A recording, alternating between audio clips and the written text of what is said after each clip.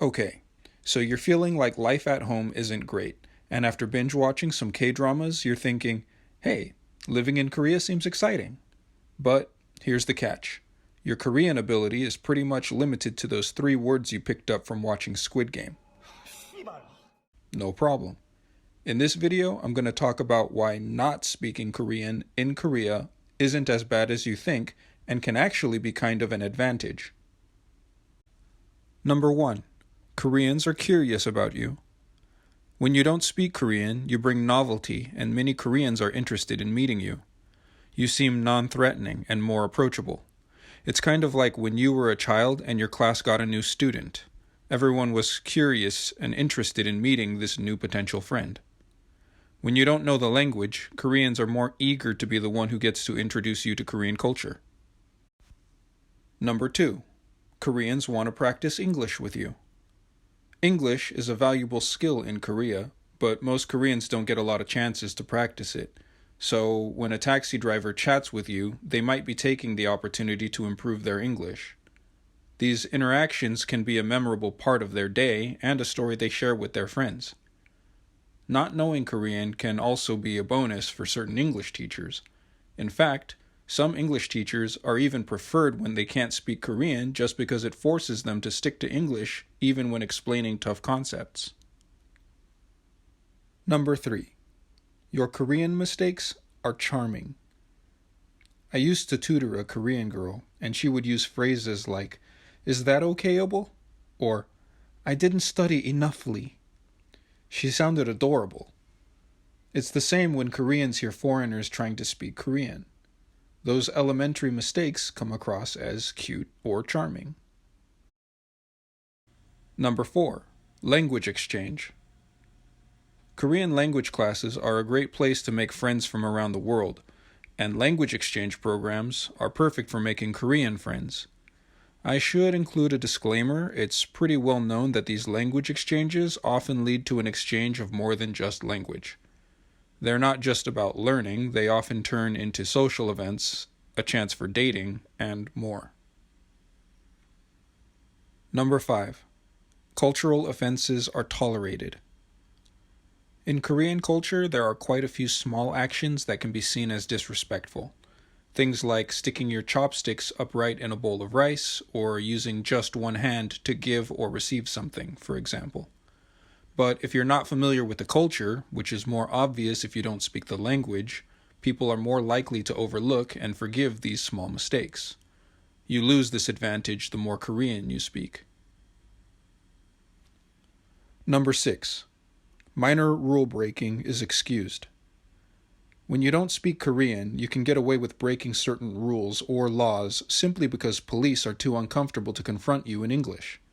This could include things like jaywalking, smoking in a non-smoking area, or not properly sorting out your garbage before placing it outside for collection.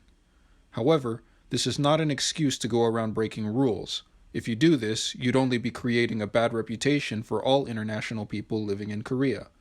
Regardless, this bit of tolerance can still be seen as an advantage nonetheless. Number 7.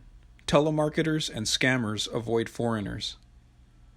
In Korea, it's pretty common to get sales calls from internet service providers and other businesses. But these callers often get intimidated when they realize that they'd have to make the sale in English. If you answer the phone call using English, or if you say that you don't speak Korean, they usually give up almost immediately. This makes it less likely for non-Korean speakers to fall for phone scams. Number 8. You can practice nonverbal communication. While it might not sound exciting, not speaking in Korean forces you to be more observant of your surroundings.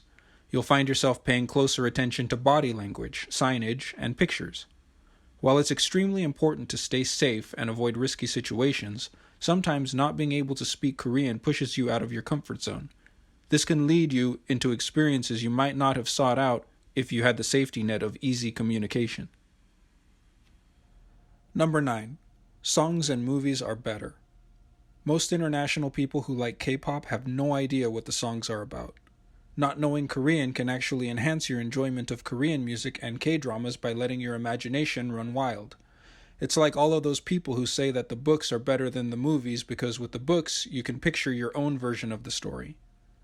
When you listen to a beautiful Korean song or watch K-drama without understanding the language, your mind is free to create its own imaginative stories about what's being said.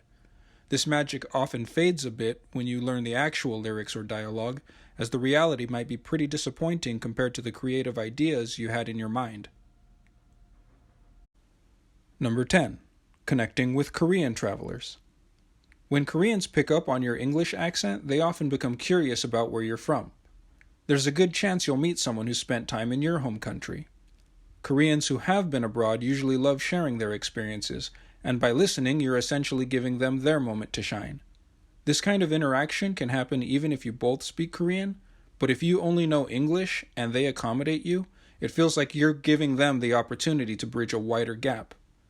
This adds a layer of appreciation and significance to the conversation. As a foreigner living in Korea, you'll find that even if you're good at speaking Korean, there will be times when you'll need help from a local. Since a lot of Koreans know English, they often jump at the chance to help you out and make a connection. Letting them assist you now and then not only helps you, but also makes them feel useful. It's a great way to start forming new friendships and connections.